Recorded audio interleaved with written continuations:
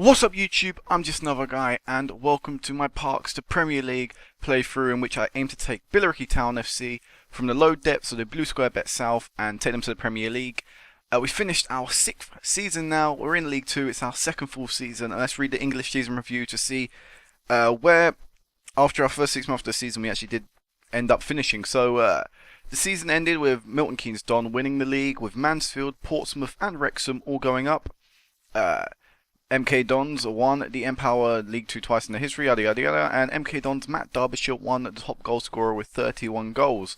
Meanwhile, at the other end of the table, it was misery for Carlisle United and Brentford as they faced the agony of relegation. So, from that there, we discovered that we haven't got relegated. We managed to survive after our really abysmal start to the season. Let's go to the season summary, check out the rest of the divisions quickly. So, Man City won the Premier League, Derby, Fulham, and Ipswich got relegated. Oliver Giroud, wow. Oh, sorry about that. He actually got top goal scorer, 23 league goals this season. Wow, that's great on him. Jack Collinson got most assists. Andy Carroll got signing of the season, runner-up. Who would have thought? Wow. Huddersfield will be playing in Premier League next season, as well as returns with Bolton and Huddersfield. Newcastle, sorry. Blackpool, Sunderland and Hartlepool will be relegated. Birmingham, Notts County, Mansfield getting promoted. Yeovil, Crawley, Tranmere and Walsall will be looking forward to playing them next season. Of course, you know them guys. And we'll also see a return to Aldershot and Preston back into the Football League. Elsewhere in our division mainly, of course, you know about Matt Derbyshire. Let's have a look at his stats anyway. Still got some great stats for him. Surprised he never did anything more of his career. Of course, starting off with Blackburn, had an alright start with Blackburn. Went to Olympiacos, sort of just faded. Now he's playing in the obscurities of the Championship. And then, although in this game he's dropped right down to League 1, League 2. A shame really, because he was a good player. What else was the key to point out? Where is our league? There it is. Amin Afeni got highest assists. He got some good stats there on him. I'm not gonna lie. Good winger. Just per se, got pretty much nice stats for this level of football. I'm not sure they'll keep hold of him if they haven't got promoted. Port Vale, did I just read them out? Yeah, I'll be surprised if they can keep hold of him with stats like that. Mark Beck got highest average rating, but he only made 27 appearances, so I don't really see that as anything too good. Karen Rossi, someone we've just signed in our Oldham save, got signing of the season now. Hopefully he can repeat that for us. What else have we got? Shane McCarthy. Marco Ranieri got worst signing of the season, so I mean that's something to look back on and be like, go us, we managed to do that. But yeah, that's pretty much it for the season summary. Let's go into the league table and see where we actually finished. So we finished 19th. I mean, at the start of the season I wouldn't have liked to have finished there, of course. I wanted to be up and around the mid-table zone, but looking from where we were in January to where we are now, I'd say that's respectable, and ideally that's what I wanted. Okay, in terms of points, I wouldn't have wanted to be left it to the last game of the season like it was. Only 2 points were in it.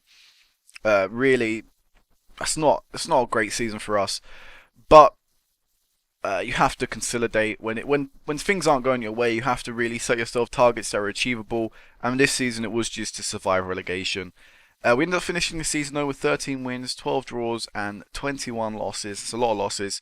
Scoring 49 goals and conceding 71. So clearly, conceding wise is what put us around there, and a lack of goals as well really, so no help from either end, but definitely needs improvements from next season.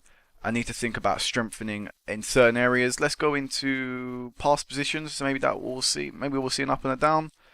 So yeah, really just see we had a really poor start and never really managed to dig ourselves out of that hole we put ourselves in, and it just stayed around the 19th area where we managed to finish. So let's go into our transfers and have a look at things that are happening. So outs past January, I don't know, I was trying to scroll up there. So Jonathan Thorpe, of course, you know, went back out on loan. Drew Hopkinson went on loan. Jamal Lozo went out on loan to Ebbsfleet, no longer thought he was good enough. Of course, you know most of these signings already.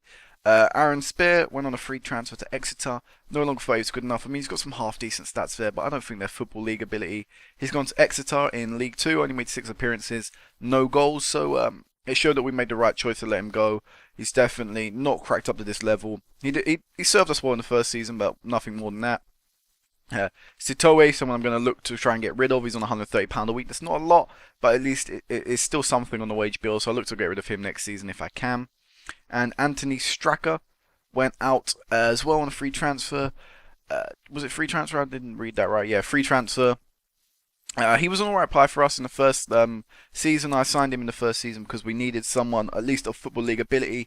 But I now feel we have someone better. He made 6 appearances, getting a decent average rating for us this season. But he's gone down to the Blues to go bet north. So I think that just says something about his ability.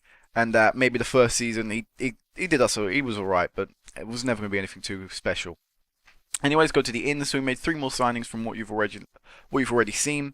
Carl Barrett coming on loan at the left attacking mid. He's already returned back to Derby though. Made 11 appearances, 1 goal and 2 assists. Not bad.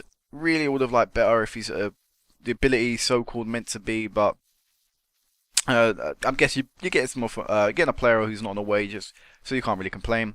Bradley Diallo then come in, back up left back. This is why Anthony Straka went out. We spent 5k on him again. That's quite a bit of money. But he's got experience at this level, and I feel that's key at certain stages. Certain stage that we are at now, we were struggling for relegation. We just needed someone to come in and do a job for us. He only made 3 appearances, and I think that maybe the experience, alright, maybe it doesn't make the contribution on the pitch, but backstage, just having experience around him in the training camp that can help at times. So he come in, and Elliot Richards, 10k is quite a lot of money. I mean, in real life, he's not a bad little player. He can score his goal for Bristol Rovers. For us, he really didn't perform as well as he probably could have, as well as he probably should have. Again, I kind of regret these signings because they aren't too great. I did go off a report, but then once they got here, I realised they weren't as great as well, weren't as good as they were cracked up to be. But you look at their rating. If you look at their values right now, 22k, so I reckon we can recuperate that 5k fund. Elliot Reed's 24k. Again, I feel we can at least get the 14k back if worse comes to worse. But they're 2 signings there that can surely do us a year or 2. Anyway, let's go to the fixtures and have a look at when I last left you. I don't actually remember when I last left you off the exact date. I want to say it was after this Torquay match. I'm going to continue from here anyway. So we drew 1-1 to Kidderminster. Adam Noble getting us a goal, earning us a point. Then went on a good little run of 2 wins in a row. Mick Mellor, Oye Lull, and Adam Noble in another game, getting us 2 wins in a row. That was good. That was key. That was trying to solidify his form.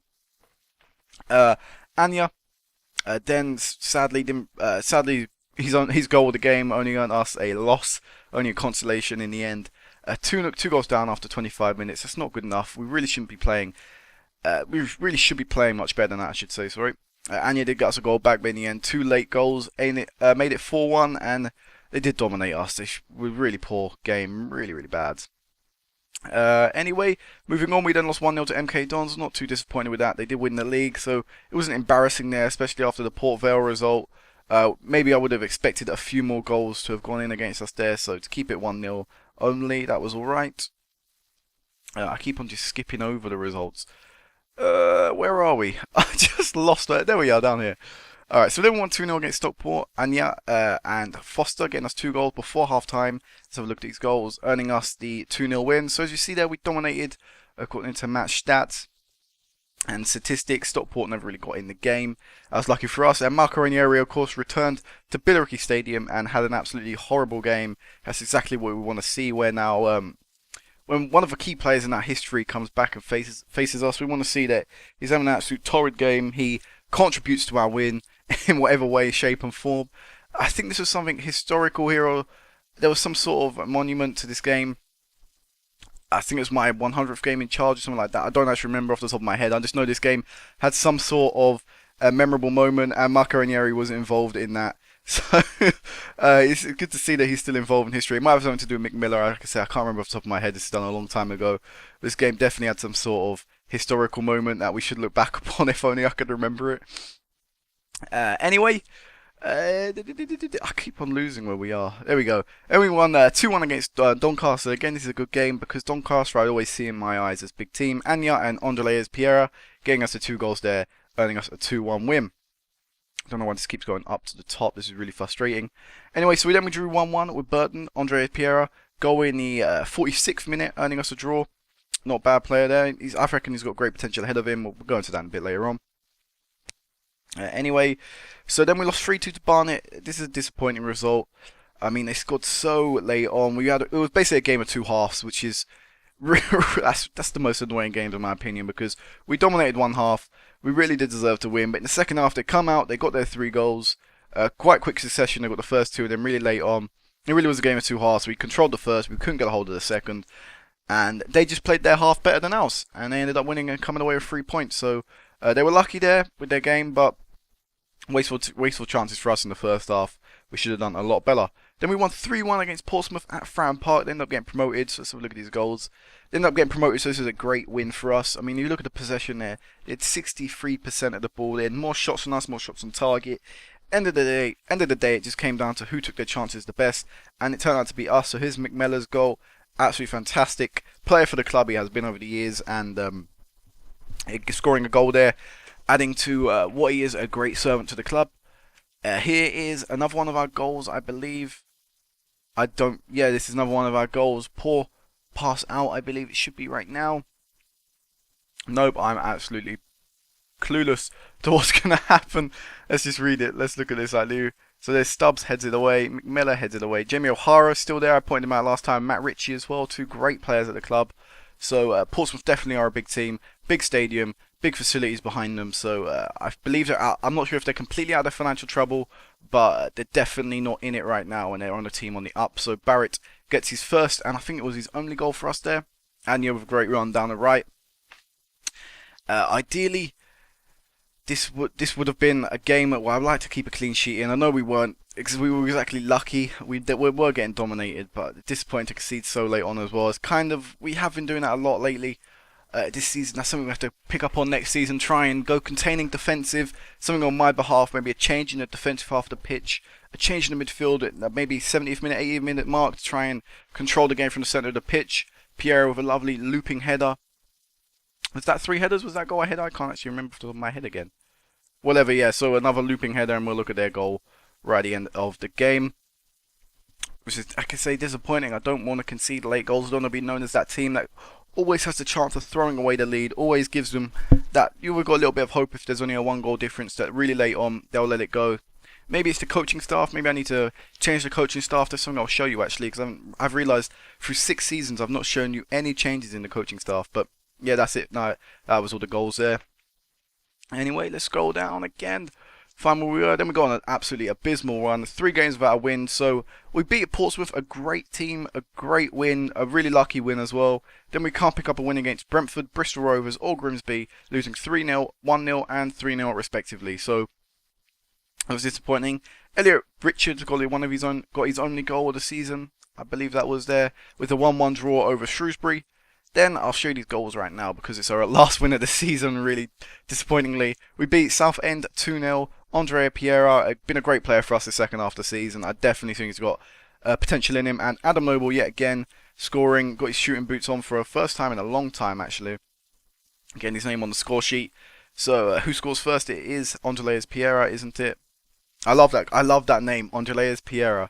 Just a great Belgian name. I think it's more French, isn't it? Andreas Piera. I just think I can't. Every time I say it, every time I see his name, I just want to say it. Like Andreas Piera. Great name. But yeah, he's a really good midfielder. One thing I forgot to tell you actually during the transfers, you might have glimpsed at it. We're actually losing Atkinson. Where is he? I'll go over that a bit more later though. We'll just get these results over. We'll keep on going on off at tangents. So then we lose 2 games on the bounce again, losing 3-0 to Mansfield and losing 1-0 to Barrow. Last game of the season we draw 0-0 to Carlisle, and they were actually in the relegation zone, so it's quite a big game, quite a tense game. I mean, if they'd have beaten us, we would have had 50 points. We still wouldn't have been relegated, but there's always that chance that we could have been. So it was a really important match last game of the season, and luckily a draw was enough to see us survive. So a disappointing end to a disappointing season, really. So what should I do now? Let's go into tactics and have a look at the tactic we used. So we used a 4-2-3-1. I actually changed up the formation. Andres Piera is an absolutely fantastic player. He's got some really great standout stats like finishing, first touch, passing technique, creativity, work rate, influence, flair, teamwork, pace, a couple of physical stats there. What do I play him as? I think I play him as an inside forward, just to try and suit his personal preference. As you see there, he pretty much does cover most of what you want. I like the finishing. His composure will definitely improve over time as he gets more games. So I think we've got a great squad here to play this kind of attacking football. I ended up doing that at the end of the season. I thought, you know what, screw it. We need to go out there. We need to get our points. We'll go out there and play attacking. And it didn't really work out, but next season, hopefully, we'll strengthen a bit more in a few more areas. This is basically the squad that I see us using next season. It's a 4-2-3-1. That's why I've done it. These are the players that will be available next season, no doubt. Exclusion of loan players, people that I maybe feel aren't going to be here next season. Wesley Atkinson, sadly, is going to Inverness on a Bosman rulings where they signed him with 6 months left. So I just forgot to sign him up, really. I didn't notice. And I flicked through the messages and it just come up. He's joining Inverness on the 1st of the 7th, 2018. I thought, no, he's a great player. I need him here, but I mean, it's been done. You have to accept that now, and I had to move on. So let's look at the players, the individual player stats. Of course, it's not what I want to do. I don't actually remember. This is the one I wanted. So our highest appearance player was Mick Mellor, ever present this season. I mean, his stats aren't great. I really don't understand how he manages to pull off 7.21 ratings in League 2. The second consecutive season now that he's got a 7.2 over rating. And his stats aren't great. I think he's a great player. I'm not sure when he reaches his limit, because obviously every player has his limit. Apparently his limit is League 1. I kind of want to push down to see if he can play to that limit. But according to his history, according to his career stats, I don't think he just plays great no matter what league he's in, no matter what situation. So, yeah, ever present as always. Tommy Lomas as well stepped up to the plate of being the first choice left back. Played really well and played alright. I mean, not really well. And Niall Stubbs as well.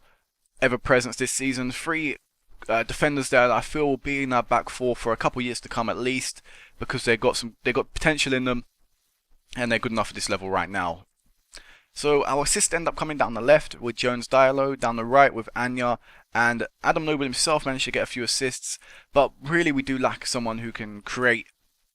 I mean, Anya stepped up, 20 games, 6 assists, that's not too bad, but really I want someone in double figures for assists. We need to find someone that will consistently create our goals for us, and I'm not sure if Diallo can do that. I think I'll keep him. I think I'll give him a go again, because there's nothing to suggest that. According to his report, he's a great player, again with good potential in him. So I don't feel the need to change things that aren't exactly going to work. But maybe we can bring a backup in that can contest him for his first team role. I'm not too sure yet. I haven't really thought too much into it. And our goals, of course, come from Adam Noble. 20 goals this season. Still, I'm amazed. I mean, it's not as good as last year, where 17 league goals compared to his 22 in 22 games. But I think I'll allow him off for this. He's still got a great average rating.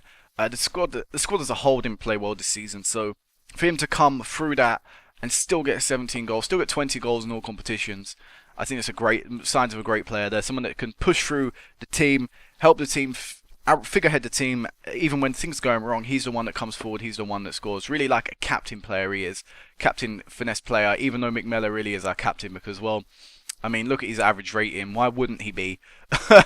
When you can perform as consistently as he does, as well as he does, when he's always fit, pretty much, he is the ideal captain. He is my captain, and he is the ideal player. So he'll probably end up getting Fans Player of the Year. Craig Stone made 5 appearances, but again, it's only 5 appearances. I mean, it's more hard to do it over the 50-game course. 1 substitute appearance.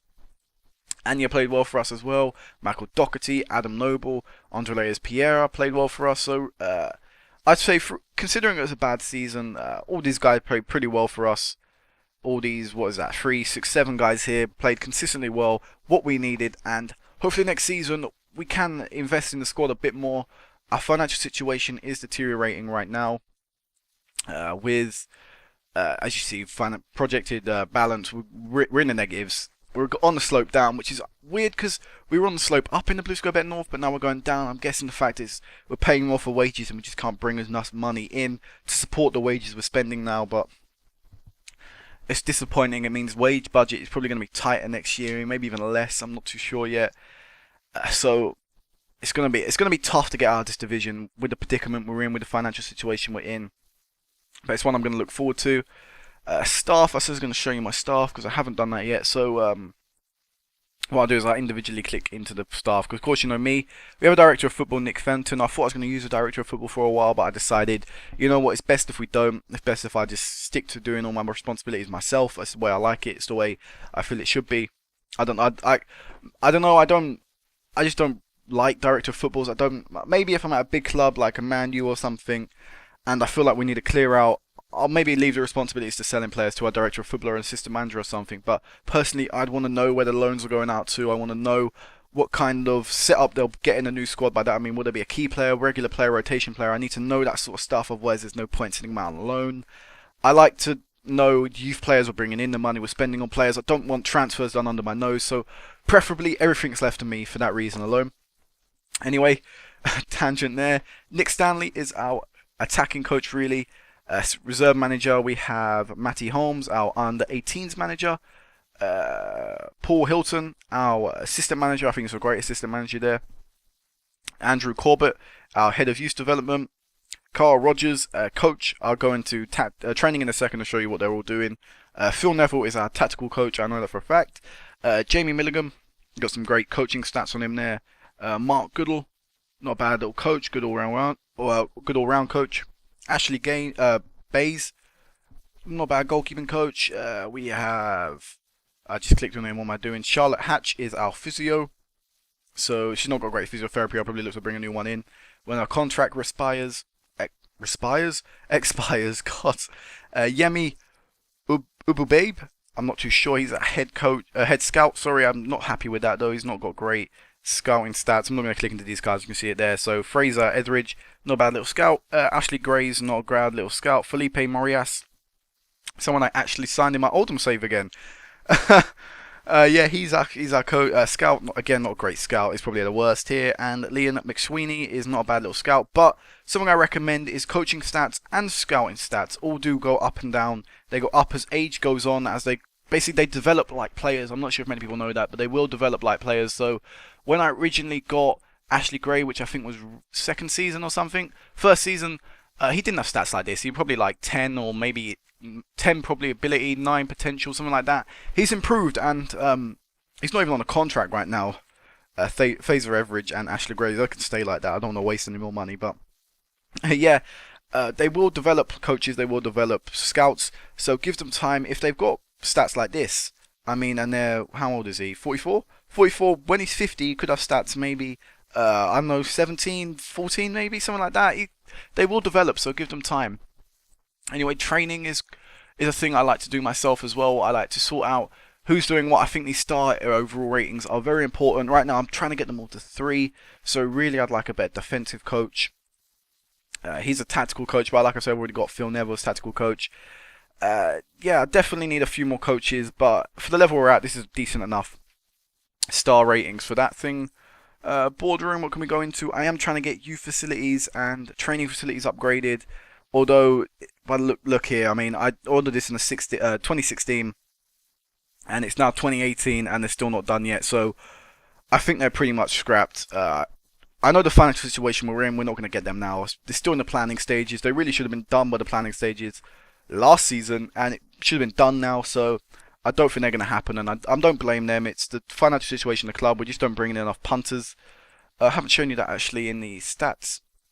I'll go over the awards and stuff. So in the stats, average attendance, we only bring in 2,181 people. That's not enough to recuperate the wage, to make a profit, all them things. Our salary per annum is $1 million now, so we're not got a small list. So definitely, I think the only way we can get out of this financial situation is if we get promoted. By the looks of this season, that's a long way away. So yeah. Player of the month, did we get any of that? I don't think we had that. We didn't have a fantastic season, so of course I don't think we're going to get anywhere in any of these things. Manager of the year, manager of the month, I keep on misclicking. And now we didn't get any of that. Player of the month, nope, we're not in that. Team of the year, did we get any in that? Nope, kind of surprised. McMillan was quite a good player. Top goal scorer, we weren't up there in that. And young player of the month, Anthony Foster got in there, actually won it. So we actually got one player got an award from us this year. Anthony Foster, the young centre back. So I think this is it for what I can say now. I mean, I've kind of rabbled on a bit. I've kind of just been all over the place with this thing. It's the first time I've recorded in quite a long time. I want to try and pump these episodes out with you now, though. These Billericay, I need to record all of them. I am now a regional reputation manager. I don't think that really matters, though. And I'm trying to think anything else I can really pinpoint. It's been 6 seasons. I've actually got a history of best 11. I don't think I've actually shown you this. So let's start off. So this is our first one. I mean, I don't even remember really the first team, but Marco Ranieri, quite notable. Ethan Mannion, Junior Luke, I remember him. Curtis Thompson, he ended up coming back to us. Fasil Hamati, still here himself. Next season was sort of development, more of my team. Will Bristol was included. Danny Mills played really well. Blanchard, Thompson, Hennessy, Ethan Mannion, Zola, Hamati. A couple of McCormick, I'm pretty sure I made most of that team. Then next year it was again my team. Carl Kinnard, Will Brister, Blanchard, McCormick, Thompson, Thorpe, McMillan. He's finally come into the team. And it's just been the same formation, not much changes now, but I feel the change is definitely needed in the tactic. We need a reshape of the team. I mean, we've no longer got Marco Ranieri. Jordan Thorpe, he is on his way out. Matthew Parson, he's no longer here. McMillan's still here. Fasil Mati's probably on his way out, or more than anything, he'll probably stay for backup. Curtis Thompson is no longer here. Actually, he is here, sorry. I just really forgot. Dale Hennessy's retired, so he's no longer here. Aidan Blanchard is at Bohemians. Will Brister's still here. Danny Mills is at Linfield. Ethan Mannion is at Hampton and Richmond. So a lot of these players aren't here anymore, and I think it shows that the quality of player is definitely changing now. And still waiting for this year one to come out. Of course, I could press continue once, but I don't think I will. So yeah, this is it, guys, for now. Hopefully next year will be a lot better. So I'll see you the 6th month. I'll see you in January. So until then, until next time, peace out.